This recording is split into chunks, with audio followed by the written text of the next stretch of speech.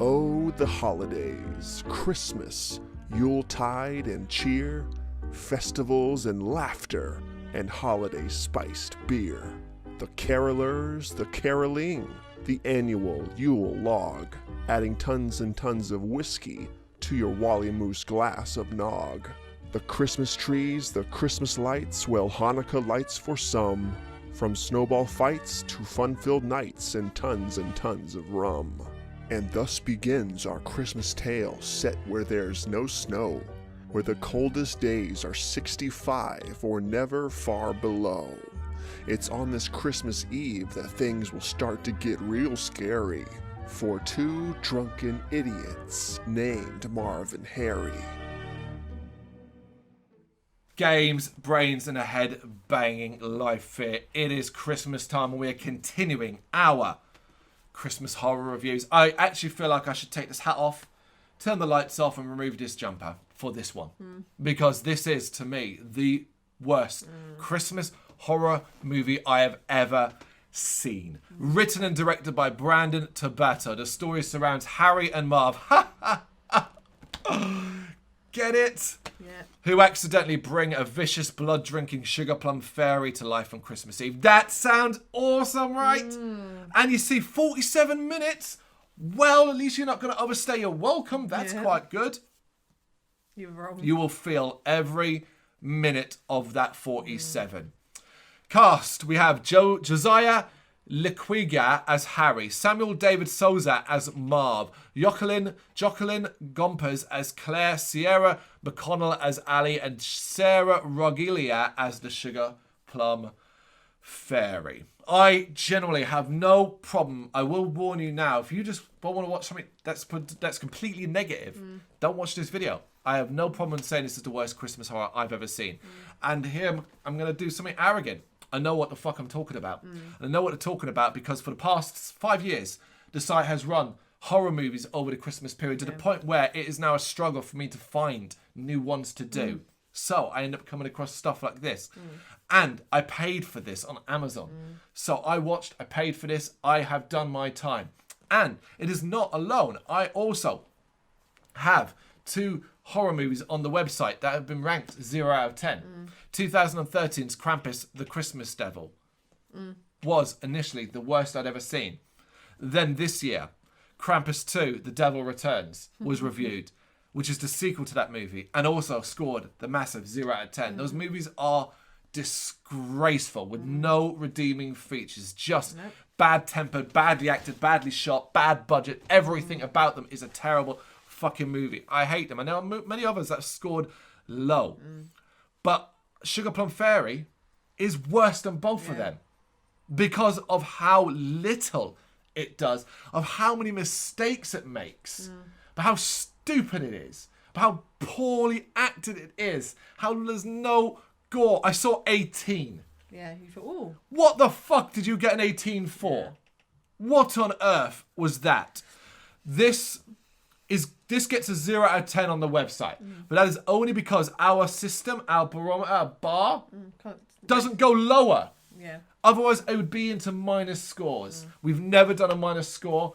But I want everyone to know, whether it be in the written review or this video review, this is minus 10 minus whatever. It's minus. It's worse. The current leader for the worst Christmas horror movie I've ever seen. And like I said, for me to say that, I feel like I watch so much shit all the time. You just turn around to me, we made a horror movie on £100, $100, and it's basically some girl getting stabbed at the arse for 10 minutes. I'm like, sweet, let me check it out. That's me. Yeah. That's how I work. I watch and I live horror. So for me, like, I hope my words have impact to those that watch regularly. Yeah. That if he's saying, and I get it, I also know that this brings up with this, which is, this movie sounds terrible and he hates it. I have to check it out. You're going to make a mistake because don't confuse this with the idea of it's so bad it's good. Where it's, oh my God, it's so bad it's fun, like The Room or that kind of thing. So, sorority sisters in the slime bowl-orama, things like that. Yeah. They've got entertainment in elements. This is boring. Yeah. And I mean beyond boring. I sank lower and lower in the chair, if you remember, and lost my shit. How many times did I shout aloud, going, do something? Yeah. Unbelievable. It's simply, it's 47 minutes of, that feels triple that. Yeah. Like, I can't believe 47 minutes can feel so long. Yeah. What the fuck? It's so poorly made as well, though. Remember when I stopped and said, wait, did I just see that? Yeah. Characters change outfits, have different hairstyles and facial hair between shots. My mom's into all this crazy shit, and I gotta get her here, so this is perfect. Bro, Let's go in. Let's get something real quick. man, let's go find somewhere to get a shot. No, that can wait. It says you're already drunk enough. Come on.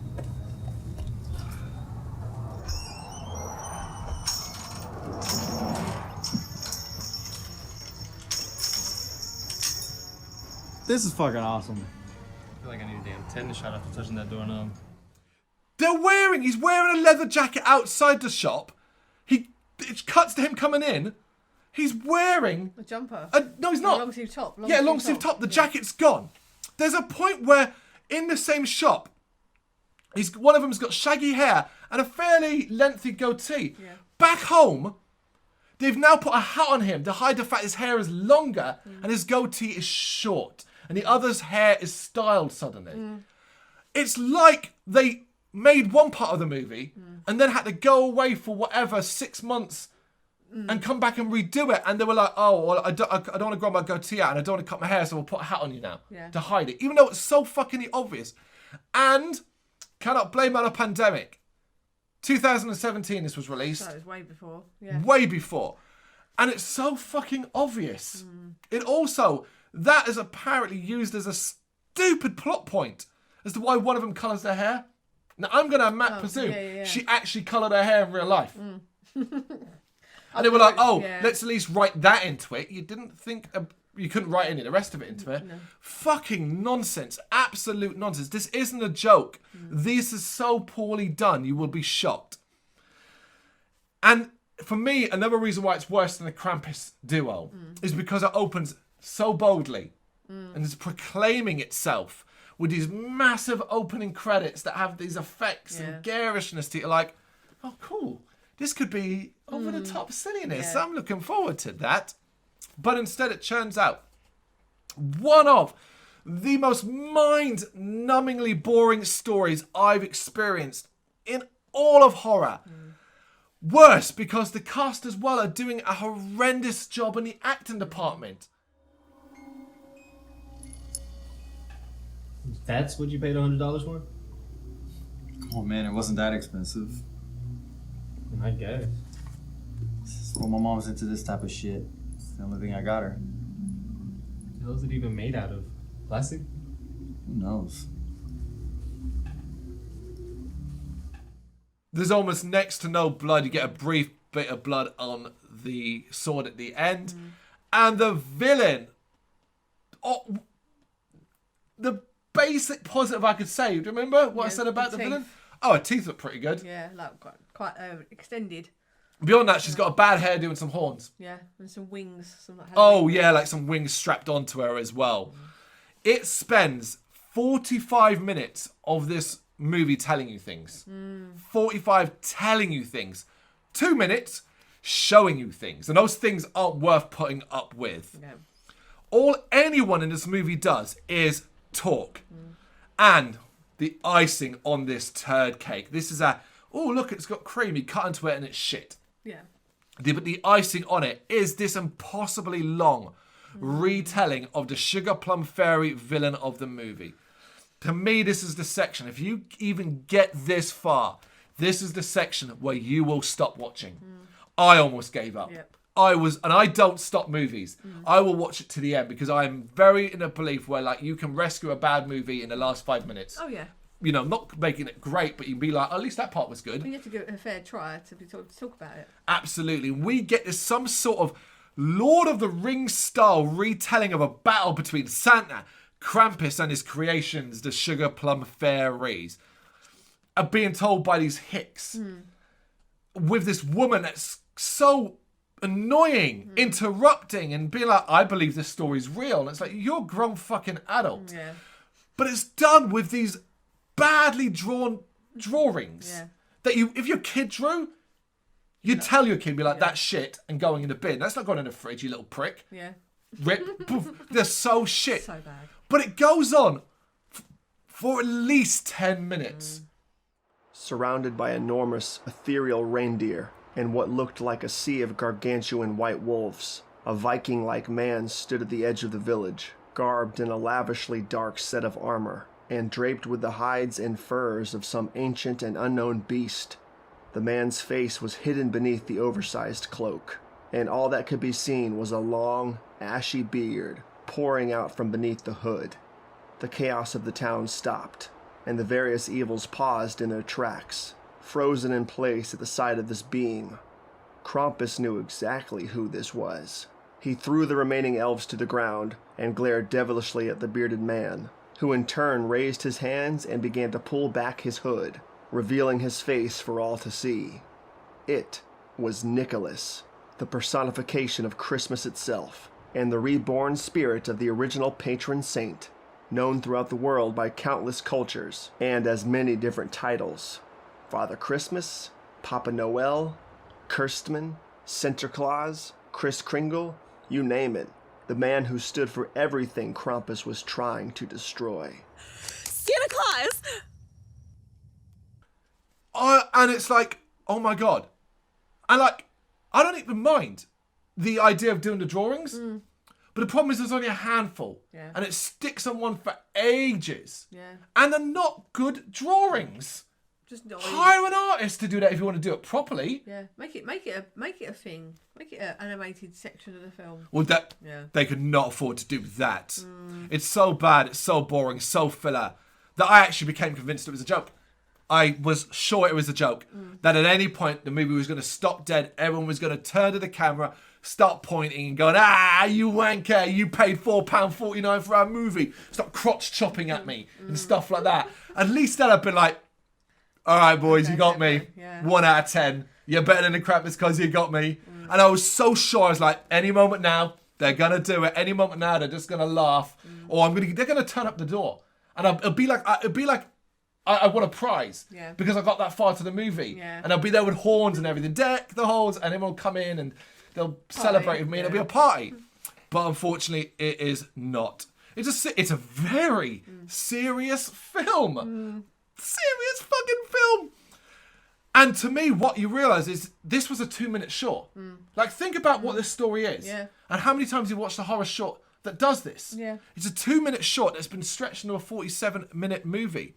Because if you like two men standing around drinking and talking about Christmas lights for fucking ages, you'll love this. Yeah.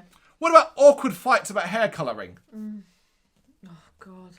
How about random hunters in the forest talking about hunting the Sugarplum Fairy? Do you remember that cut? We just... Because it's split into chapters for some reason. But there's no real explanation of that. And, Why? Yeah. Because one chapter ends and the next just begins.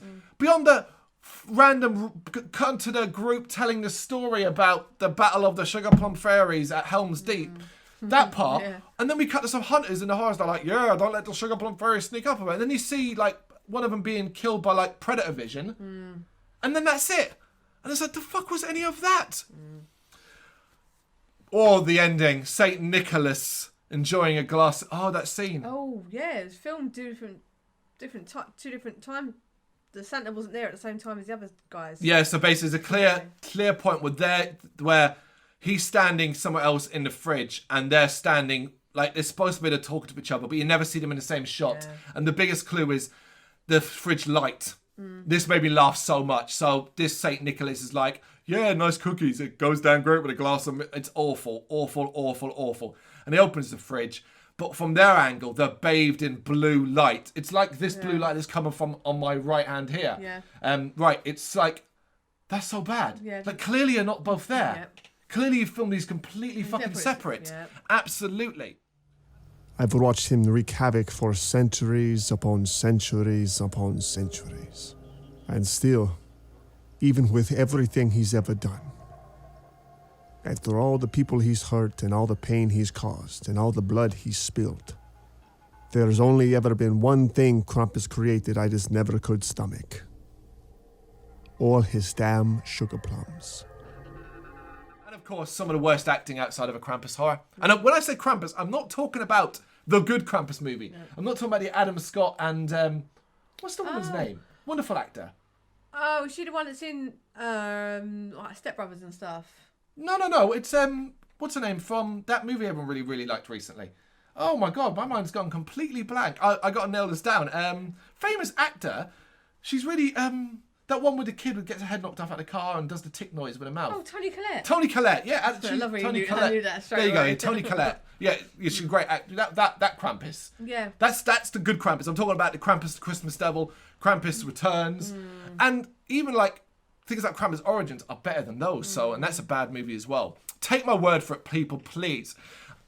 I wanted to do this video and I wanted it to be this, where it's less about here's a plot and this is just a terrible fucking movie. There's no entertainment to be had here. It's not, I cannot stress this enough. It is not so bad it's good. It's not that, because it's fucking it will put you to sleep. It's so boring. The worst Christmas horror we have ever seen. Don't watch it. Don't do what I did. I paid for this.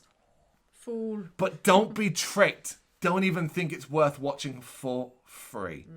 If you have, though, and you like it, what drugs are you smoking? But let me know in the comments.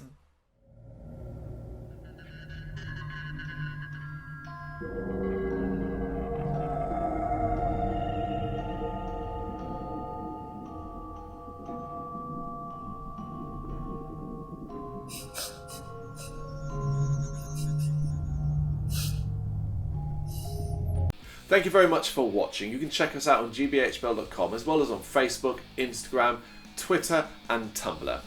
Go to Patreon and help us out over there. That's patreon.com/gbhbl, as well as Big Cartel, where you can find some of our merchandise. We have a podcast running on SoundCloud and Apple Podcasts. And of course, if you like this video, do us a favour, hit the subscribe button and help the channel grow. Games, horror and heavy metal. What else is life for?